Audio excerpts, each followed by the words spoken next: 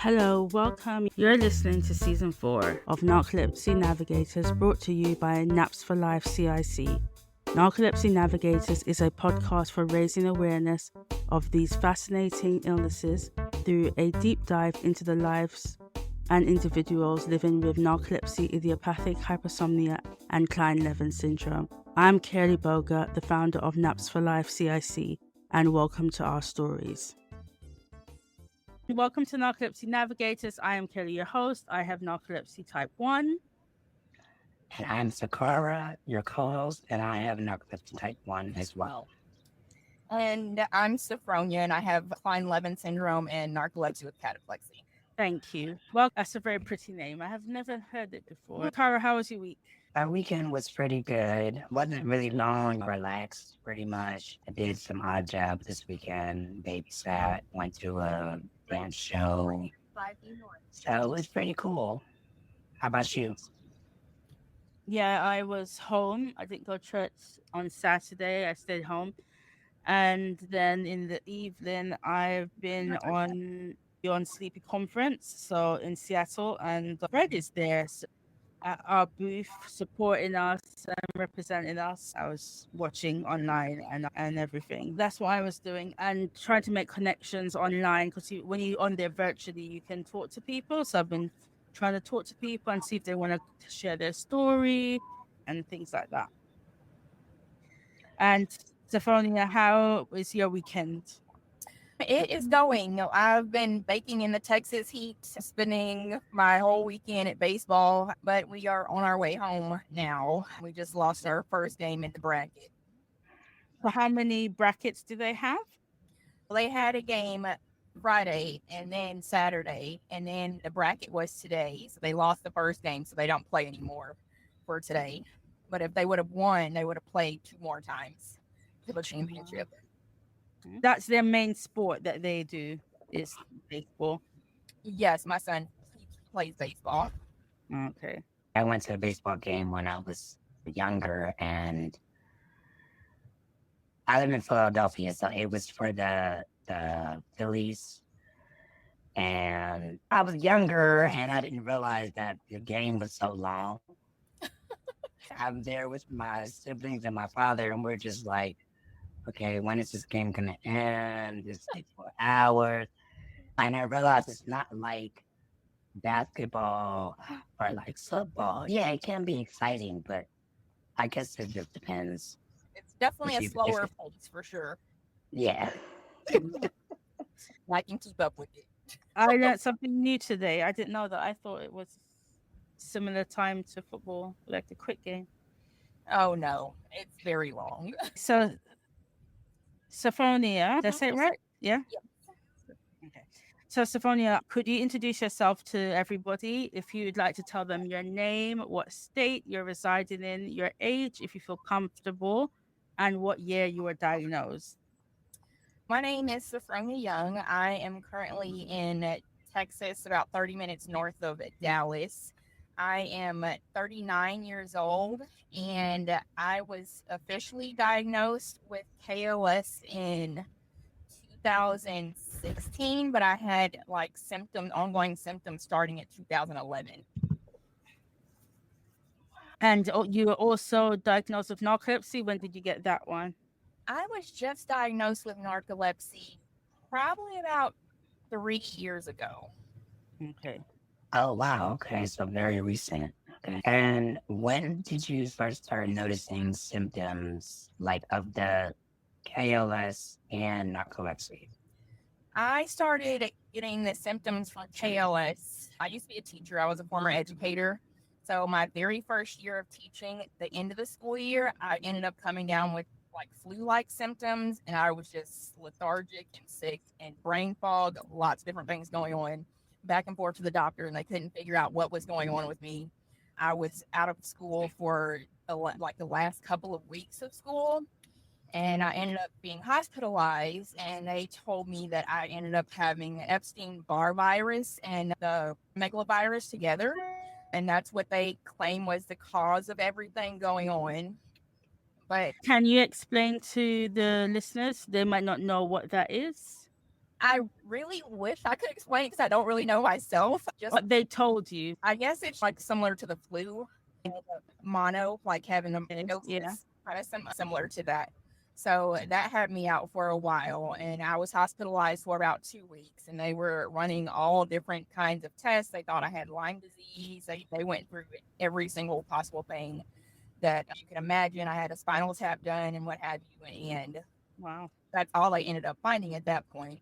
But then come summertime had passed by, and then the fall of the next school year, I ended up getting kind of the same thing with the flu-like symptoms and lethargic and the brain fog and all that. And the doctors just couldn't figure out what was going on and why it kept happening. And it just repeated like every I would go down with these flu-like symptoms, sleeping for long periods of time, not able to take care of myself, take my medicine, not able to do things for myself or for my son, definitely not able to work. And this was weeks at a time. And like I said, it was usual. So you had it the first year, and they said that it was this type of mono thing. If you say again the name of it. Epstein-Barr virus and Okay. cytomegalovirus. Okay, so they thought it was that. So then the following fall, when it happened again, they thought it was the same thing reoccurring, that same Epstein virus coming back. Can you have it twice? They weren't sure at that point. Oh, so they were sure the first time, but the second time. Yeah, Now this was a different virus, but not the previous virus. yes. And so when it happened again, what were they saying then? It's really hard to try to go back and remember all that information because when I'm in an episode, like I don't really remember very much. But I know that they kept misdiagnosing me with stuff that I didn't actually have, like the flu. I didn't have the flu. Didn't have, I don't know, whatever they were trying to diagnose me with because they couldn't find it. They couldn't get any test results. They were inconclusive. It was just becoming a repetitive cycle, like I said, at the beginning of the year and the end of the school year. Wow, 5 years. And at that time, did you get a second opinion or a third opinion? Yes, I feel like I saw almost every doctor in DFW. Like I went from hospital to doctor to specialist. It was insane. Like just to experience having to go through all these different doctors and having doctors tell you, I don't know what's wrong with you. There's nothing else I can do for you. You're going to have to see somebody else, or it was a lot. Wow, yeah, that definitely sounds like a lot. Who was supporting you through this at this time? My parents. Okay. And I ended up, I think I was already living with them. At one point, I had moved out. But I think when I first initially started having the symptoms, I was already living with my parents. So that was pretty helpful. They were able to take care of my son and get him back and forth to school. And I didn't have to worry about anything like that. So that was helpful. That's good. So then how was school with this? Because you had the episodes not always in the holiday time. It was still part of school year, right? Yes. That is a really hard topic for me, a super hard topic because I've always wanted to be a teacher. That's the only thing I've ever wanted to do was teach. And everything started happening that last year of my very first year of teaching. And I went into teaching perfectly fine, perfectly healthy, no problems whatsoever. And then all of a sudden I get this. And then I just was missing weeks and weeks of school at a time. And the district was not very supportive at all. I would have to get sub after sub. It took them a long time to get like a long-term sub, so it would be the same person in the classroom. So they weren't really understanding, or they couldn't really figure out how to help the kids in the classroom while I wasn't there, if that makes sense. They didn't really have a plan in place because they didn't know when I was going to go out, how long I was going to go out, when I would be able to return, so on and so forth. But I had a really hard time with the district, with just figuring out the KLS and trying to figure out what was wrong. Like at one point, the district pretty much, they didn't say it, but they might as well have said it. They ended up making me go to get a fit for duty assessment done at an alcohol abuse center because they thought I was using alcohol. I didn't know.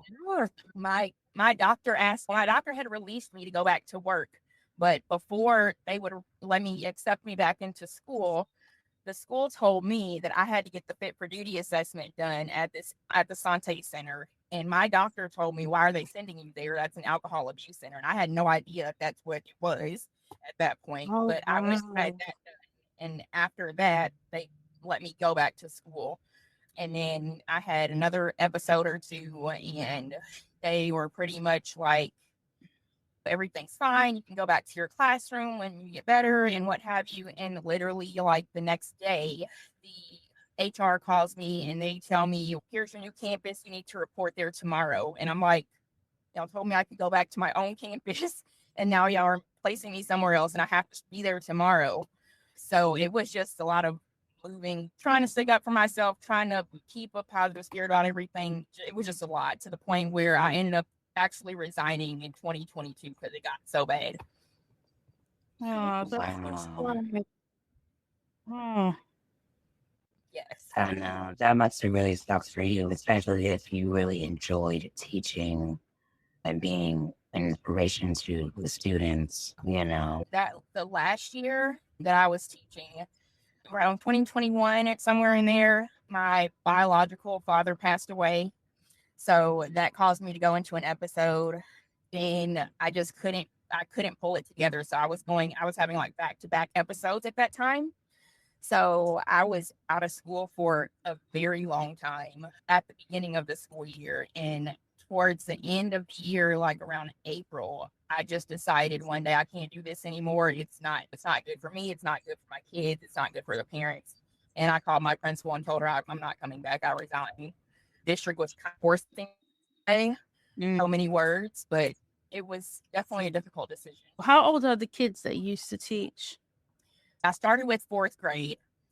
Then I went to 1st grade. That's when they transferred me to a different campus. And then I ended up teaching kinder, and then 2nd is when I resigned. Okay. Oh, wow. So what has been your longest episode that you've ever had? I want to say 2+ months. Oh, wow. Wow. Is that like a continuous episode or Yes. the same? One long Wow. episode. Oh, I can't even imagine. So Yeah. walk us through that now. So it starts with me like getting the actual flu and cold-like symptoms. Like I just don't feel good. So I automatically have that fear of getting sick, because if I get sick, I know I'm possibly going to go into an episode. So if I got sick, and then it just goes downhill from there, I go to sleep, and I just don't wake up. And do you wake up, I'm like a toddler, in a toddler state of mind, have anger outbursts sometimes, emotional. I don't eat. I don't take my medicine. I don't take care of myself. I may get up and go to the bathroom, but that's really about it. I'm just in my room by myself, quiet, sleeping day in, day out, without communicating with anyone. Wow. So when you're like that, you said you sort of almost go back into like toddler mode. So what does that feel like? Are you feeling drowsy? Are you feeling weak? It is definitely drowsy for sure. I can't stay awake when I am up. I will literally fall asleep anywhere. If my parents try to get me to wake up during an episode, I will end up falling back asleep. But it's like a constant drowsiness. Mm. And You wouldn't be able to like hold a conversation properly or anything like yeah. no, because I'm like in a child state of mind. Like my Mhm. whole mental capacity is just completely gone. Oh wow. Wow. I think that's the first time I've heard that. I can remember when I first started getting the episodes, I was trying to go to school. Mind you, I took the same way to school every single day. And I didn't know I was in an episode, but now I know that I was in an episode at the time. But I ended up crying my eyeballs out because I thought I was lost, going somewhere that I would go every single day. And I couldn't figure out how to get home. And I still to this day don't even know how I made it to school that day. Oh, you were sleepwalking, 100%. Yeah. Yeah. With narcolepsy, I've done it, so I know. You just because you're in automatic behavior, and you've done that route so many times, that's the reason why you're able to do it. That's why your feet and your body was able to move Yes. continuously. But I guess the trauma of doing that when you're not awake is that if you come out of it a little bit and you become awake, I could see why you would be frightened and be lost, because you weren't conscious of what you just passed. So you don't even know where you are because you won't even remember the last road that you just crossed, the street, or wherever you are. Definitely scary. Like I said, I don't have a good recollection of things that happen when I go through an episode. My mental state is not there, but it's definitely been trial and error for the last 20, 15 something years. When you're in an episode and when you've not been living with your parents and you've been living on your own, what happens like for food and water and stuff like that? Eventually, Does your body ever wake you to have to drink water? Is that how it works, and it wakes you to go toilet occasionally? really you wake up to go to the restroom. I won't necessarily wake up to eat or drink anything. Oh, so the body doesn't give you a signal to say it's dehydrated or anything like that. Yeah, that's really interesting. Imagine to go 2 months without your body saying to you, "I need water." Yeah, that's really interesting. I wake up in the middle of the night and drink water. Just to drink water, I wake up in the middle of the night. So I can imagine your body not sending that signal for 2 months to drink water or just say, I need, like your body's telling you, I need water. Wow. My parents would try to force me to drink stuff, but I would take literally a sip, and then once they'd leave, I just put it back on the counter and go back. Sleep. Yeah. Mm-hmm. So tell us now about when you got diagnosed. What led to that? What was the turning point that got your diagnosis for KLS? My mom, actually have to give my mom credit for this because she was watching a show. I can't even remember what it was, 60 Minutes or something like that, or what have you. And it was a girl on there that had the same symptoms that I was going through. And it just clicked with her. She was like, this is what you have, Kleine-Levin Syndrome. This girl that is doing the same thing that you do. And I think we should go see if we can get tested for this. And we ended up finding a neurologist. After researching, we ended up finding, I think, a neurologist on the KLS website that was actually located here in Dallas. And I went to see him, and he was able to diagnose me with KLS in 2016, I think. And that I got that diagnosis based off of ruling everything else out. So he did all the testing, and then when he came to the end, then he knew. Yes. That's interesting. So it wasn't from like you telling him how you were feeling and everything, and then he was like, "Oh yes, I know where it is." I'm just comparing it to your mom, like your mom watching that show, and she's, "Oh my god, yes, you have this. Definitely, you're behaving like this." But when you went to this doctor, it was different. Yes, all the doctors, when they were completely at a loss, had no idea what to do, where to go, what was wrong with me. And I don't know how many times I went to doctors' offices and just cried. I'm like, you can't tell me there's nothing you can do for me. You're a doctor. That's what you're supposed to do. And you're telling me that I have to go find somewhere else or someone else to help me because you can't do anything. So it was a very hard experience, traumatizing. But when you met the neurologist from Dallas, how long did it take him to figure it out? A couple of weeks, and only because I had already been tested for so many other things prior to meeting him. So all of that stuff had already been ruled out, and we went in there with the information of KLS from my mom. Yeah, that's actually a blessing because I know a lot of people who go through similar things you've gone through, trying to find a diagnosis. They go to the doctor and they're like, look, this is what's happening to me, blah, blah, blah. And for a lot of them, it feels a loss of hope because they're like, you're supposed to know what's wrong with me. You're a sleep specialist, you're a doctor, you're supposed to know. You're supposed to guide me, you're supposed to help me figure out why I'm feeling this way. And for you to have done all the heavy lifting already, and that's amazing Yes, I think it was because my episodes were so consistent and they were always at the beginning of the school year, always at the end of the school year until they started becoming consecutive. Every other week, I was having an episode. So that kind of helped so we could pinpoint what's happening at the beginning of the school year, what's happening at the end of the school year as to why you keep going into an episode. And we boiled it down to my stress level. I don't handle stress very well. So stress is definitely a trigger for me. So I try now to keep my stress level down to not go into an episode, but stress is definitely a big trigger for going into an episode. Um, So when you got your diagnosis and he finally told, did you have to do any type of test? How did they do it? No, I don't remember doing any testing right away. MLST or any type of sleep test? They Answering didn't separate do no, questions they or- didn't do it right away. I had what is it, the EEG, the whole thing's on your head. I can't remember what it's called. But I had a home sleep test done, but that wasn't right away.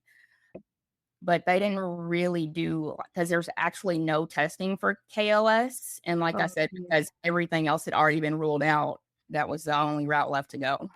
Okay. So did you feel when they told you? How did your mom feel? We both felt relieved. I felt like I wasn't crazy. I wasn't losing it. I felt glad to know that I wasn't the only person experiencing this and there were other people out there like me. And I also felt hurt and sad, like why me out of because KLS is so rare, like one Yeah. out of 1,000 people, and I'm just that one out of 1,000 people that has this rare illness from who knows where. So it was definitely a struggle for sure. It still is a struggle today too, but I've learned to cope with it a little bit better. And how old is your son? He is 15 now. So how did he handle things? He was little when I first started having episodes. So he didn't really know what to do when I was experiencing an episode. He just knew that I was asleep all the time. And then as he started to get older, he started to recognize signs like if I was taking a random nap in the middle of the day, oh, she's probably going into an episode. And he would know to call my mom, Mommy's going into an episode. At that point, we were living in an apartment. So he would call her and she would come and pick us up and bring us to the house or what have you. I remember one time I was getting ready for work. And at that time, me and Christian were still going to the same school. He was in elementary school and I was still teaching.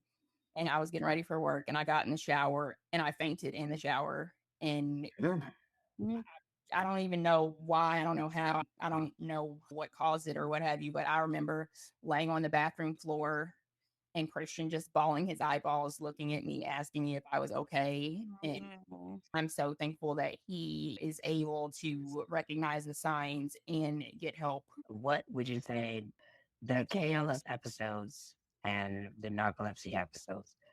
Do you ever find that they mesh together, or is it like you have a KLS episode, then you have a narcolepsy episode? What does that typically look like? First of all, I didn't even know I had narcolepsy until 2 or 3 years ago. I started going to I think it's a pulmonologist, and she was the one that recommended that I have a sleep study done. And So what led you to her? because a doctor saying there's nothing else they can do for me and wanting to transfer me to someone else. And You're a KLS doctor. they had no other treatments that they wanted to try or could do or figure out how to help.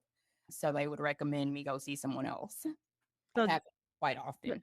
so the KLS was getting worse. It wasn't necessarily getting worse. It's just they couldn't control it. Okay. Like they couldn't manage the episodes.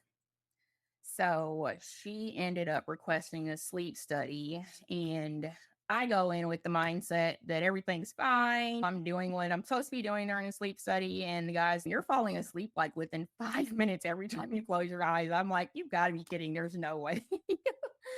But yeah, so that's how I ended up getting diagnosed with narcolepsy was through that sleep study. But I really can't tell the difference between the narcolepsy, I guess, because I had KLS first Well, I don't know if I'm just dealing with narcolepsy on a daily basis because, like, I do have to take medication every day to keep me awake. So if I don't take the medication to keep me awake, then I will go to sleep. So I think that's more of the narcolepsy. Yeah, so that's the narcolepsy.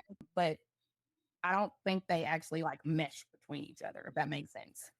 Mhm. When you were diagnosed, did they medicate you from the KLS?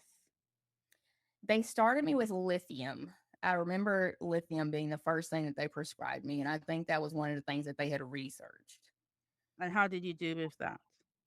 It wasn't very effective because I couldn't figure out the dosage and how to use it. Was I supposed to be on it daily, or was I supposed to use it when I felt like I was going into an episode? So they tried several different things, but it didn't really have an effect. And then after that, they tried something else or no? Yes, I've tried so many different things. I can't even remember all the things that I've tried. I've tried several antidepressants. I've tried the lithium, like I said. I've been on sleeping medications. I've been on wakefulness medications like X and some other ones that are promote wakefulness, but those didn't seem to work for me. So now I am on fluoxetine, which helps stabilize my mood Mm-hmm. and my stress level, keep my stress level at a decent level. And then I still have anxiety on top of that. So I have to take medication for anxiety. And then I have Adderall for the wakefulness to keep me awake every day. So I think that's, and I just started back taking sleep medication to go to sleep because if I don't take the medication to go to sleep, then I'll stay up all night. My brain's just constantly going. So it's like I have to take medicine to go to sleep and take medicine to wake up, and it's just constant back and forth. Yeah, that's the narcolepsy though. Yeah, that part is the narcolepsy. It's very interesting. I am trying to figure out in my head when you had all the KLS episodes and you were in and out of the episodes, when they were saying they couldn't do anything else, but something was changing in your body in order for the narcolepsy to be triggered. The people who I've interviewed with KLS, the parents say that both people who I interviewed, the children were in episodes, so I couldn't talk to them. But their parents would say that the child was in episode, they're one person, and then when they wake up and they're not in episode, they're a completely different person, and they're very happy and lovable and everything. So I'm trying to figure out how that would work, like for an adult. And so then when you started having your narcolepsy symptoms, it meant that you went from being normal when you were in episode to in your careless episode, and then you come out of that, and then you'd be normal again. And then all of a sudden, you started feeling sleepy when you weren't in episode. Mm-hmm.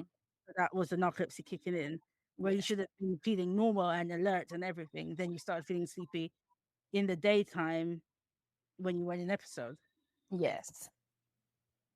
Wow. Just to comment on what you said about the being one person while I'm in an episode and being another person while I'm out of an episode. And that's like a little household joke that we have here because my whole family says they call me Lola when I'm in an episode because I'm polar opposite of how I am on a regular day. I'm angry, I'm mean, I want to keep myself. I'm just a completely different person, personality and everything. I don't want to talk to anybody. I'm really snappy.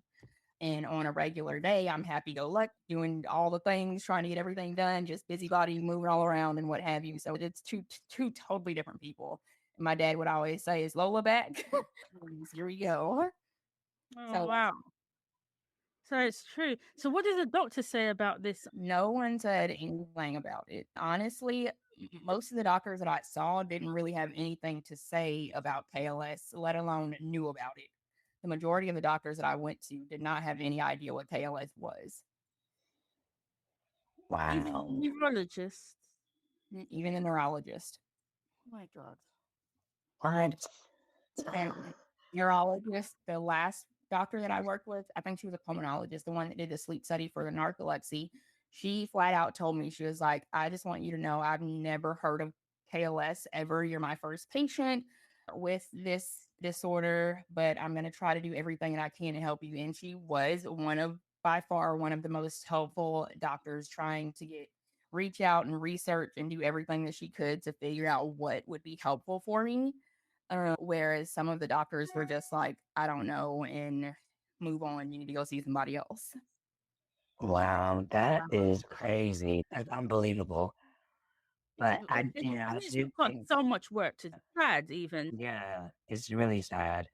And it's even sadder that I think when we went to one of the conferences, was it Dr. Ann that said that medical students only get 2 hours to study on sleep? Even the medical students, the doctors, they don't really know that much about sleep disorders. So it's really sad. Yeah, unless they decide to go and specialize in it.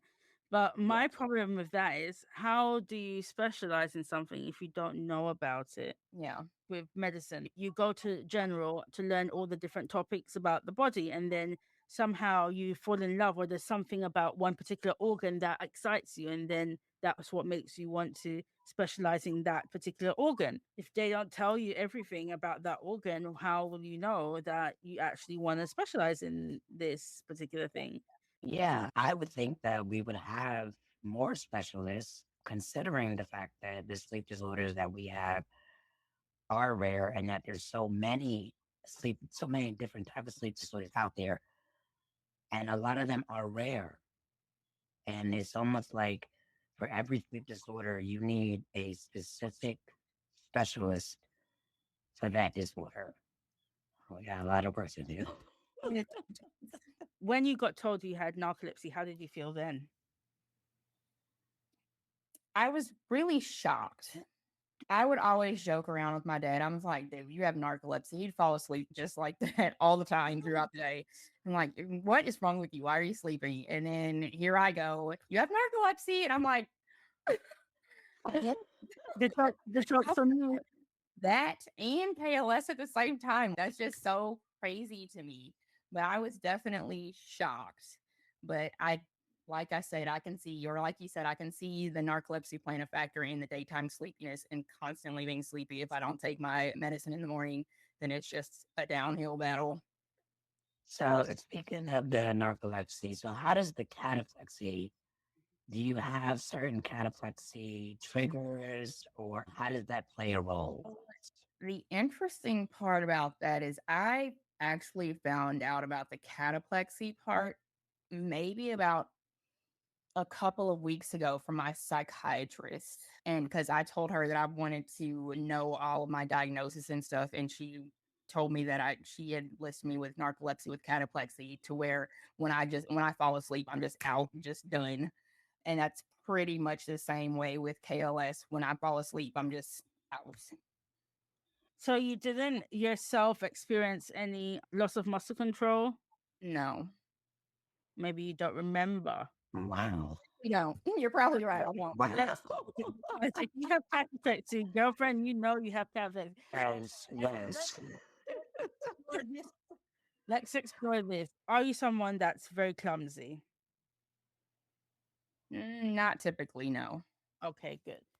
So when you started feeling tired in the day, did you ever have times when you would do stuff like drop your keys by mistake, or you're washing the dishes and the dishes slips, or you're watching a movie and then you fall out, like you're falling into a sleep, and then you come back and you've missed part of the movie?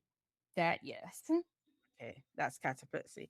When you've been angry, you can't get the words out, and you feel twitches in your face and your neck, or your legs, or your arms. Not that I noticed, no. No, your cataplexy must be very mild then, because Yeah. yeah, you should be feeling it like in your face, twitching in your body, in your fingers, in your hands. That's why I asked you about being clumsy. A lot of people who have very mild cataplexy, they will say that they thought they were klutz all this time, but the whole life they thought they were klutz. It wasn't. They were having cataplexy the whole time. That's interesting. Yeah. So that just like things. One minute you're holding your phone, the next minute your phone's on the floor, but you didn't drop it on purpose. How did it get there? That's cataplexy in its mildest form, and then its most aggressive form would be one minute you're up on the standing up, the next minute you're on the floor. And that's the thing about it. When they told me that I was like falling asleep like instantly. I couldn't believe it. I'm like, I was not asleep.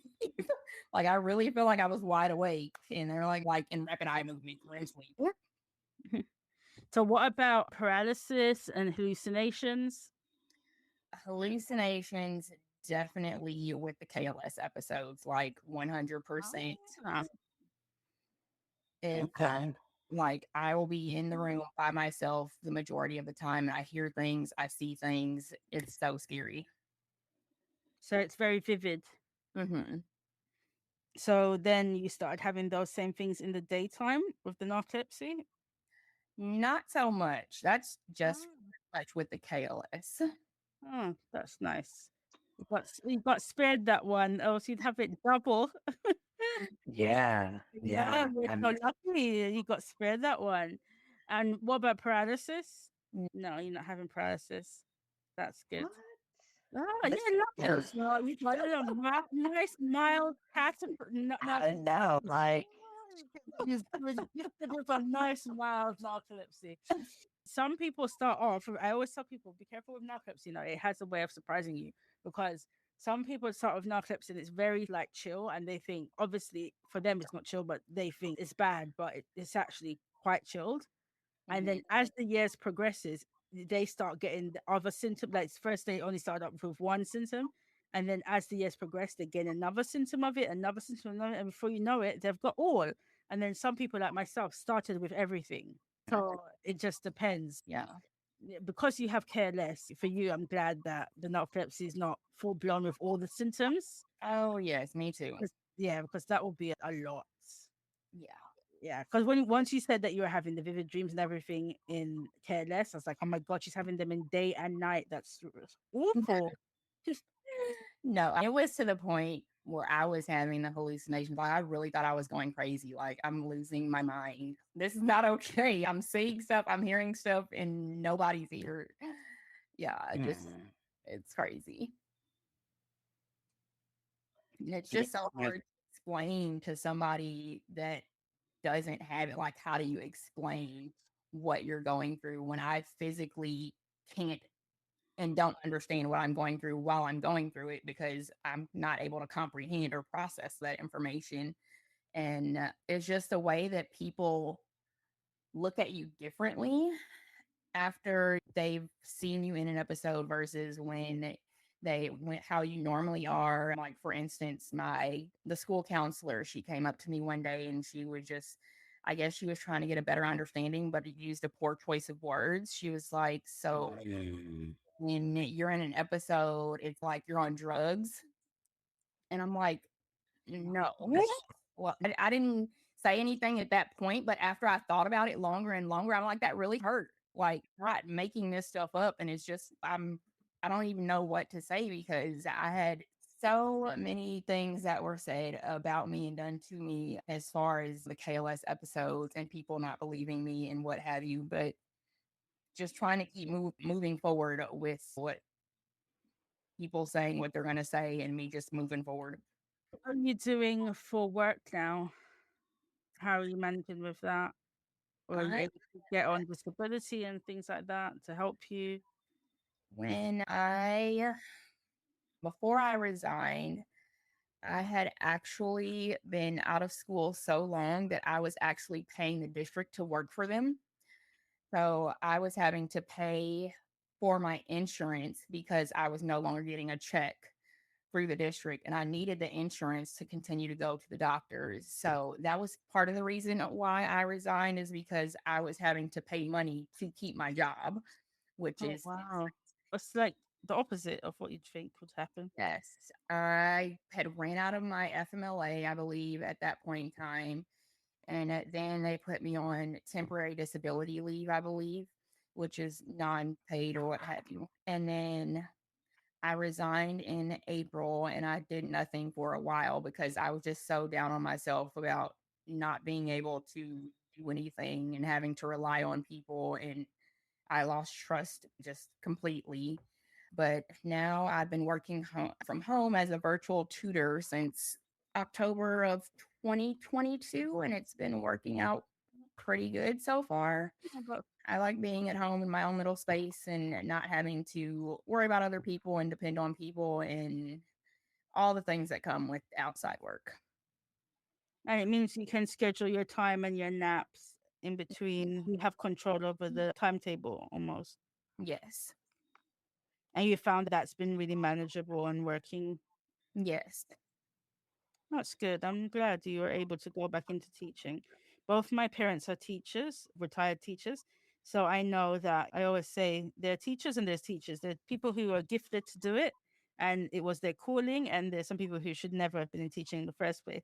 And if you were gifted it, it's really hard when it gets taken away from you because it's part of almost your identity. Oh, yeah. It's still hard to this day. Like I said, I've never wanted to do anything else, and to not be able to do that and be in the classroom with those kids, it hurts every day, still to this day. Like, Oh, part of me. And to be such a good teacher, a great teacher that I was, and to be treated so terribly by the people that were supposed to be backing me was really damaging. Really damaging to the point where I just can't ever see myself going back to the classroom ever. Even if I were to somehow get over KLS and not have ups, I can't see myself going back to the classroom because that's how damaged I am from everything that I experienced with my job. During that time, was there any support groups or mental health? Like, how did you cope with the being let go from your job and just the everyday struggles of the KLS and narcolepsy? What were some ways that you cope, if you did cope? I honestly don't feel like I did. I just felt like I just had to keep pushing this to make it through the day. I think I had started seeing a psychiatrist probably about 5 years ago, 4 or 5 years ago. And the psychiatrist has helped a lot with managing my medication, my stress, and my anxiety. So she's helped tremendously. But as far as like having a support system outside of my family, didn't have one. I lost so many friends. I lost coworkers. It was just so hard. Be like, I'm this great person one day, and then all of a sudden I get sick and have these episodes, and it's I don't even know me anymore. yeah, hon, I'm sorry you went through that. Yeah. I don't know if you're a Christian. Are you Christian? I know this is easy for me to say now, but I've been through it, so I know it's so horrible when friends abandon you when you're sick. But I always see it like God is cleaning out the toxic people out of your life that we're never going to be able to support you, and He's going to replace them with people who are. And I can testify that He has done that. Maybe not straight away, but later on, 3, 4, 5 years down the line, He's put other people back in my life, people who I would have necessarily come in contact with myself or made friends with naturally myself, but God's put them there, and they've been amazing. And but it is very rough when you're going through that, especially when you have been supportive to them through their stuff. And then now it's your turn. And then just that poof, they can cope, they're gone. 100%. So, do you use any of the careless support groups online? Have you met anyone else who has careless? I have not. I take it back. I think he reached out to me. A guy in a Facebook group that I'm in, a KLS Facebook group, reached out to me at some point some years back ago. But that was the only person I've ever actually been in contact with that has KLS. But we didn't maintain any kind of relationship or anything like that. It was just interesting to have somebody that was in the same city as me that has KLS. Well, Sakhara can testify to this. It helps having a friend that has the same illness as you. It's like having a twin. They read your mind. Everything you're feeling, you're thinking, you're whatever.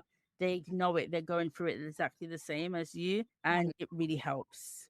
So I would encourage you to look into that and pursuing that. It makes the world of difference. Yeah, it really does. Because when I first got diagnosed with narcolepsy, with cataplexy, I was misdiagnosed as well. And my first initial thought was like, Black people, we don't get sleep disorders. That's the white people thing. That's what I was thinking in my head. And it wasn't, it definitely was very lonely. It definitely was like a very lonely road figuring out, like finding out I had narcolepsy. And then my thought was like, okay, here's another thing I got to deal with. I went through kind of similar thing with you with like school and stuff. I had an internship. I was let go because they thought I was on drugs. And I got dismissed from school because of my narcolepsy. I had anxiety at the time. I had some family passing and stuff. So I just couldn't handle school and stuff. And it normally when I would like just push myself through it emotionally, I couldn't do it. I got dismissed from school. But afterward, I started reaching out to people, and I I was attending like Project Sleep support groups and Wake Up Narcolepsy support groups, and then a year ago I met Curly, of course, and we've just become so connected, so close. So it definitely is an amazing thing when you have someone that has a similar thing than you, and because you don't have to explain what you're going through. They know what you're going through because they're going through the same thing. And we are here for you. So, Yes, we're you here. know, we have, yes. We're not represented very much in the community as Black women or Black men. And so we have to stick together and support each other. So don't be a stranger, darling. Whenever you need support, reach out. Thank you. So, is there any last words you want to leave with the audience? Something you want them to take away about KLS or narcolepsy? I don't know. It's difficult. It's just difficult in the beginning trying to process everything and understand everything. But I don't want to necessarily say it gets better or easier, but you come to a point where you understand it and you're able to tell when you're going into an episode and be a little bit more prepared as versus where you were in the beginning where you had no idea. And the episodes do get shorter. There is that little piece to look forward to. And hopefully, at this point in time, there is no cure, but it's supposed to go away after 10 years. But I've had it over 10 years now. So I'm not sure what path lies ahead of me, but I'm here for it and I'm working through it best I can. Yeah, I heard, just before we came on, I heard the doctor talking, and he said that, and I was like, I wish I was there to say to him, "Oh, please do not say that," because like I've talked to like a couple of people recently, and their son's not gone away after 10 years. So I don't like that to be so placed out there. It's like almost a false hope for someone, and then they get to 10-year mark, and then it's still continuing. You're thinking, hang on a second, this was supposed to be a temporary thing. Yeah. So I think there's still a lot of research that they need and money that they need to put into it and learning more about it and trying to figure out more so that people have answers. Because I can just like the last person I interviewed, the son, he started having it as a teenager. He's 20 now, so he's probably had 10 years and he still has it. So if if it's a 10-year illness, then should be having a party soon to say hello, KLS is gone. I wish it were that easy. Exactly. Harry, you want to ask her the red button question? Yeah. So, usually at the end of the podcast interview, we ask you the red button question, which is if there was a red button and you could push it to no longer have KLS and narcolepsy, would you push it? Why or why not? I would definitely say yes. I would push it because I've lost so much. I've missed out on so much time, so many important memories, and so many things that I'll never be able to get back because of being out and being asleep in episodes. I would definitely take those memories over having this. No, fun. We're sending you hugs, so we wish we could hug you. Yes, because is there a quote, a song, or something that you use that helps you through the tough times? I really just staying in constant prayer and just knowing that he's gonna see me through this and everything's gonna be okay. Thank you, darling, for coming on. Narcolepsy Navigators, thank you for being vulnerable and sharing your story. We really appreciate it. And your story is going to help someone else out there. And that's why we do this.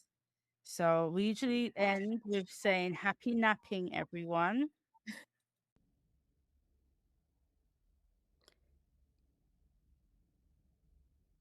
Happy napping, everyone.